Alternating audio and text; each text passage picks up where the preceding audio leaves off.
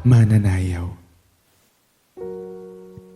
Simulan natin sa pagbibilang 5, 6, 7, 8. Bilang na nagbibigay ng hudyat kung ikaw ay sasayaw na.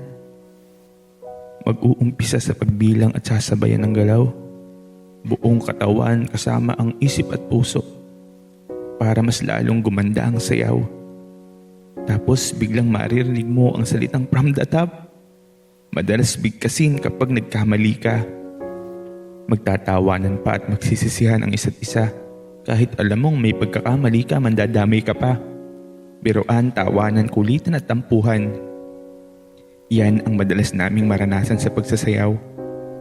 Maraming hadlang, maraming pagsubok ang nararanasan. Hindi naman kasi lahat pinapayagan at sinusuportahan. Madalas mapagbawalan. Kaya tumatakas na lang. May pagkakataon na madalas kagalitan dahil sa pagsasayaw. Kahit binabawalan na, patuloy pa rin ang pagsuway para sa pagsasayaw. Ito kasi ang gusto ko. Sa pagsasayaw, mas nakikita ko ang sarili ko, ang halaga ko.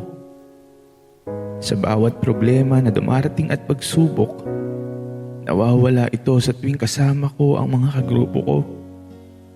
Nagkakaroon ako ng tiwala sa sarili ko.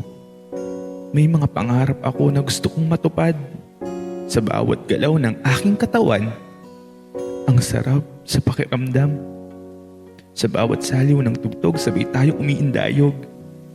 Bawat kumpas ay pinag-iisa, kasabay sa ritmo ng musika. Walang nahuhuli at nauuna, bawat galaw natin ay iisa. Ang samahan namin ay kakaiba. Iba-iba man ang aming pinagmulan, sama-sama naming haharapin ang hamon ng buhay.